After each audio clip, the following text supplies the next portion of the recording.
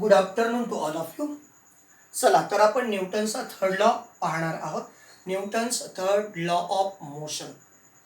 तर या Newton's third law of मोशनमध्ये बघा काय काय कन्सेप्ट झालेले आहेत. या न्यूटनचा थर्ड लॉ काय रिप्रेझेंट करतो? Action and reaction are equal and opposite. या concept Newton's third law represent करतो. तर आता त्याच्या बाबतीत आपण डिटेल्स पाहायचं आहे, कारण action forces and reaction forces are equal and opposite and acts simultaneously. Action forces and reaction forces acts equal म्हणजे ॲक्ट होतात, इक्वल आहेत, बट अपोजिट डायरेक्शनने आहेत. म्हणजे या डायरेक्शनने जेवढा फोर्स होतो तेवढाच फोर्सच्या माध्यमातून ही बोट या डायरेक्शनने मूव्ह होते. म्हणजे force is to be equal on both side, but the direction is opposite and they are act simultaneously. Simultaneously म्हणजे कसं, यानी फोर्स याच्यावरती अप्लाय केला तर बोट पुढं सरकेल. That means simultaneous. यानी प्रोसेस केली तर, त्याचं एक आणखीन एक्झाम्पल देतो.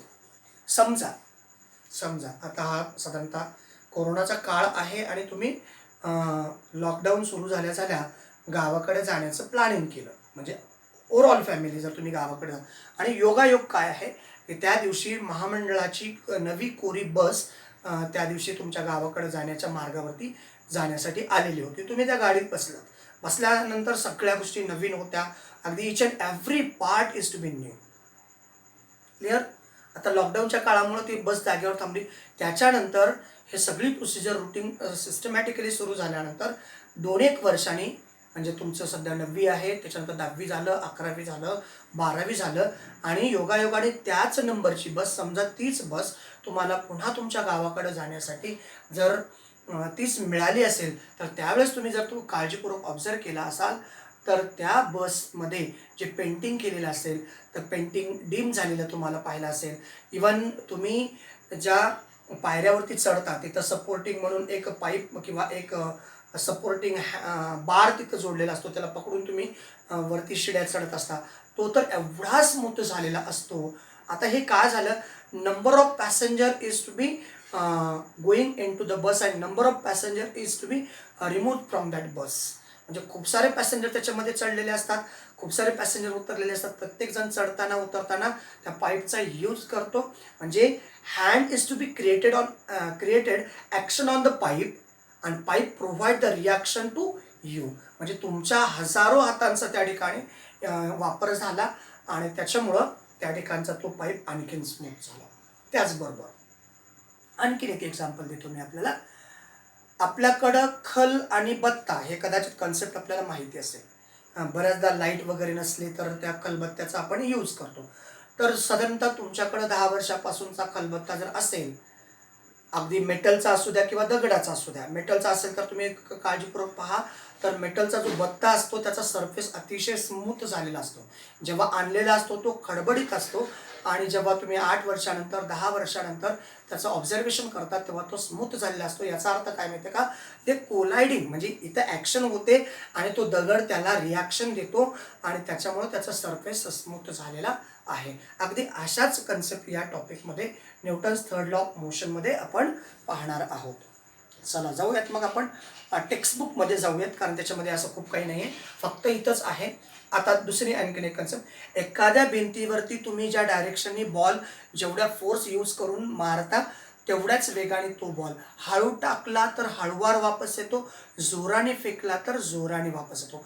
Greater force is applying on the ball if it is collide on the wall, so that force is to be exerted on the reverse direction and the ball is reaching to you.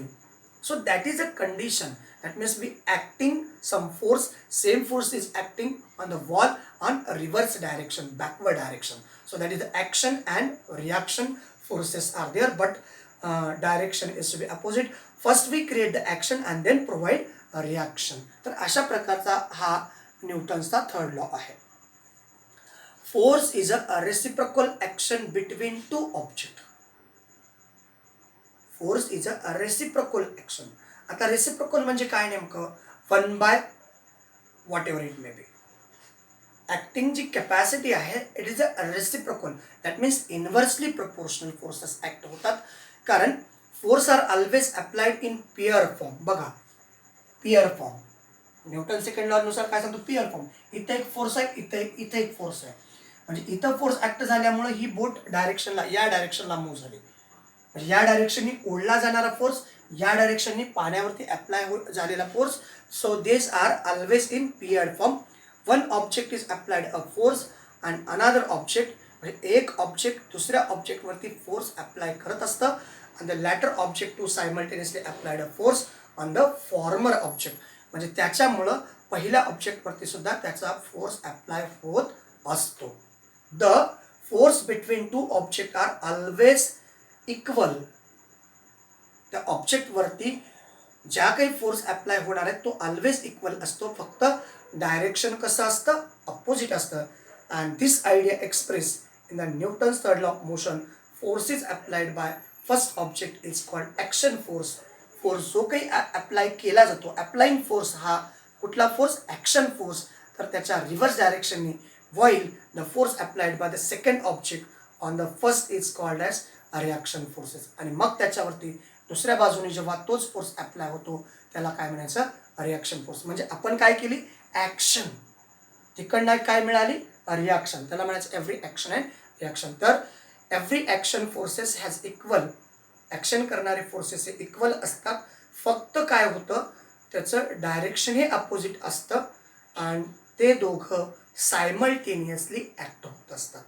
Action and reaction forces हे action केलं तरच reaction, action केलीच नाही तर reaction मिळणार नाही. त्याच्याशी related एक 4-5 मुद्दे दिलेले आहेत पहा. Action and reaction are the term that express force. Action असो किंवा रिॲक्शन असो, हे तुम्हाला पाहायला मिळण्यासाठी फोर्स अप्लाय करणं गरजेचं आहे. विदाउट फोर्स त्याच्यावरती कुठलीच प्रक्रिया होत नाही. These forces act in pair. Act होणारे फोर्सेस कसे आहेत, पियर फॉर्ममध्ये. One cannot exist by itself. फक्त सिंगल फोर्स काहीही कामाचा नाही. सिंगल फोर्स त्या ठिकाणी न्यूटन थर्ड लॉ मेन्शन करत नाही. फक्त काय होतो, दोन फोर्सेस त्या ठिकाणी असले पाहिजेत, एक ॲक्शनसाठी दुसरा रिॲक्शनसाठी. म्हणजे एक फॉरवर्ड असेल तर दुसरा बॅकवर्ड, असे forces. Action reaction forces act simultaneously. Action करणारा फोर्स असेल तर रिॲक्शन करणारा फोर्स सुद्धा असतो, पण ॲक्शन केल्यानंतर रिॲक्शनचा इफेक्ट आपल्याला पाहायला मिळतो, म्हणून त्याला आपण सायमल्टेनियसली म्हणतो. Action and reaction forces acts on different object. तोही कन्सेप्ट आहे. ॲक्शन केल्यानंतर डिफरंट ऑब्जेक्ट. बघा आता आपण बॉलवरती फोर्स अप्लाय केला, बॉल ज्या ठिकाणी आदळला, म्हणजे भिंत ही सेकंड ऑब्जेक्ट आहे, त्याच्यापासून त्याला नेक्स्ट फोर्स मिळतो. Different object they do not act on the same object and hence cannot cancel each other effect. आणि मग हे दोन वेगवेगळ्या ऑब्जेक्टवरती असल्यामुळं तो फोर्स त्या ठिकाणी कॅन्सल होतो. तर हा एक कन्सेप्ट आहे. त्याचबरोबर यूज युअर ब्रेन पॉवर. आता पहा, ह्याचे एक्झाम्पल आहेत ॲक्शन अँड रिॲक्शनचे. While hitting a ball with a bat the speed of the bat decreases. Observe करा, काही माझं म्हणणं नाही. तुम्ही क्रिकेट सगळ्यांना आवडतो. जेव्हा जेव्हा बॅट्समन बॅटनी बॉलला हिट करतो, मुद्दा लक्षात आलं, बॅट्समॅन बॅटनी बॉलला हिट करतो, ज्या डायरेक्शननी बॉलला हिट करतो, बॅट आणि बॉलचा जेव्हा कॉन्टॅक्ट येतो तेव्हा बॅट काही अंशी, some minute proportion, bat is move towards backward direction. जरी त्यांनी असं मारलेलं असला तरी बॅट जेव्हा कॉन्टॅक्ट झाल्यानंतर बॅट ही बॅकवर्ड डायरेक्शनला मूव्ह होते. म्हणजे त्या ठिकाणी ॲक्शन काय, बॅटनी मारणे, दुसरा फोर्स अपोजिट फोर्स त्याच्यावरती ॲक्ट झाला आणि त्याच्यामुळं बॅट बॅकवर्ड डायरेक्शनला मूव्ह झालेली आहे. त्याचबरोबर दुसरं एक्झाम्पल जर बघायचं झालं, आणखी दुसरं एक्झाम्पल जर बघायचं झालं याच्या बाबतीतलं, तर gun recoil it moves backward when bullet is fired. आता तुम्ही बऱ्याचदा वेगवेगळ्या मूव्हीज पाहिल्या असतील, तर गनमधून जेव्हा बुलेट फायर्ड होते किंवा मशीन गनमधून जेव्हा बुलेट फायर होतात, तर तेव्हा मशीन गन ही खांद्याला अशी घट्ट पकडून तो सोल्जर फायरिंग करतो, कारण बुलेट जेव्हा बाहेर पडते तेव्हा गन ही बॅकवर्ड डायरेक्शनला मूव्ह होत असते. ॲक्शन ही फॉरवर्ड डायरेक्शन, बुलेट फॉरवर्ड डायरेक्शनला जाते, तर गन ही बॅकवर्ड डायरेक्शनला. याचं तुम्ही काळजीपूर्वक ऑब्झर्वेशन करा. आणि थर्ड एक्झाम्पल आहे mechanism of firing of a rocket. जेव्हा एखादं सॅटेलाइट लॉन्च करणारं रॉकेट असतं, ते रॉकेट जेव्हा लॉन्चिंग करतं तेव्हा ते अर्थ सरफेसवरती ग्रेटर एक्झॉशन होतं. खूप सारा फोर्स त्या अर्थ सरफेसवरती, जेवढ्या अर्थ सरफेसवरती फोर्स अप्लाय करतं तेवढ्या वेगाने ते रॉकेट लॉन्च होत असतं. म्हणजे ॲक्शन कुठं केली? अर्थवरती. रिॲक्शन त्याला अपवर्ड डायरेक्शनने, म्हणजे त्याला अपोजिट डायरेक्शनने. ॲक्शन कुठं केली? अर्थवरती. रिॲक्शन कुठं आहे? स्पेसमध्ये. These are the action and reaction are equal and opposite with each other. कळलं का सगळ्यांना? बघा, ऑल क्लिअर? सगळे मुद्दे क्लिअर झाले का? ॲक्शन आणि रिॲक्शन म्हणजे तुम्ही जोपर्यंत ॲक्शन. आणखीन एक एक्झाम्पल देतो मी तुम्हाला. आणखीन एक एक्झाम्पल. जर समजा तुम्ही आता या बाबतीत आपण चर्चा नाही करायला पाहिजे, पण ऑब्झर्वेशन तुमचं कसं आहे त्यावरती डिपेंड आहे. युगे 28 विटेवरी उभा.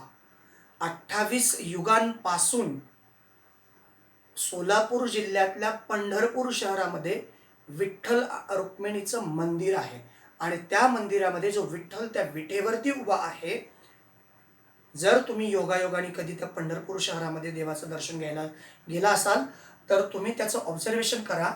ज्यावेळेस देव त्या ठिकाणी उभे होते त्यांच्या पायाची बोटं व्यवस्थितरित्या दिसत होती आणि आज त्यांच्या पायाची बोटं दिसत नाहीत. त्याचं रिझन असं आहे, हजारो लाखो भाविक त्या ठिकाणी गेलेले आहेत, त्या देवाचं त्या ठिकाणी दर्शन घेतलेलं आहे आणि घाईघाईत दर्शन, काही जणांना हात पोचतात, काही जण पोचत नाहीत. त्यावेळेस त्यांच्या पायांना लाखो करोडो लोकांचं वर्षातनं स्पर्श होतो आणि प्रत्येक जण त्यांच्या पायाला दर्शन घेण्यासाठी डोकं आदळतो, पाय ओढतो. अशा पद्धतीनं त्या पायांवरती हाताचं फ्रिक्शन झाल्यामुळं सरफेस पायाचा आणि आपल्या हाताचा सरफेस याचं फ्रिक्शन झाल्यामुळं त्या ठिकाणची बोटं नाहीशी, म्हणजे दिसत नाही आहेत. म्हणजे आता काय, आपण केलेली ॲक्शन, आपले हँड काय करतात? ॲक्शन, आणि दुसरा ऑब्जेक्ट काय देतो? त्याला रिॲक्शन. म्हणजे हे दोन ऑब्जेक्ट असणं गरजेचं आहे. दोन ऑब्जेक्ट असेल तर एक क्रिया करतो तर दुसरा ऑब्जेक्ट त्याला प्रतिक्रिया देतो. एक ॲक्शन करतो, आपले हँड काय करतात? ॲक्शन करतात. तर देवाचे पाय काय केले त्यांनी? रिॲक्शन दिली. मुद्दा लक्षात आला का? Action and reaction, but opposite direction. आपण केलं तर ते होणार आहे, आपण केलं तर ते होणार नाही. We create the action, then legs provide reaction. म्हणजे तुम्ही जर काही वस्तू वाटल्या, खलबत्त्यामध्ये काही वस्तू, अगदी खलबत्ता घेतला आणि 10 वर्ष 15 वर्ष त्याला तसंच ठेवलं तर त्याच्यावरती कुठलाही परिणाम होणार नाही. पण तुम्ही 10 वर्षापासून त्या खलबत्त्यात काही ना काही तर वाटत असाल, कुटत असाल, किंवा आणखीन काही प्रक्रिया त्याच्यामध्ये होत असेल तर त्याचा सरफेस स्मूथ होतो. There are the two object, खल अँड बत्ता, there are the two object. One is to be create the action, another provide gives a reaction. तर हे खूप सारे एक्झाम्पल. तर फक्त एवढंच आहे, action and reaction are equal and opposite, but it act simultaneously. Action केली तर रिॲक्शन आहे. लक्षात आलं का? ॲक्शन केली तर रिॲक्शन मिळणारी आहे. तर अशा प्रकारच्या ह्या प्रोसेस आहेत. तर अशा प्रकारचा हा न्यूटनचा सेकंड लॉ कदाचित तुम्हाला क्लिअर झाला असेल अशी मी अपेक्षा ठेवतो आणि या ठिकाणी आपण थांबूयात. थँक्यू. Thanks a lot.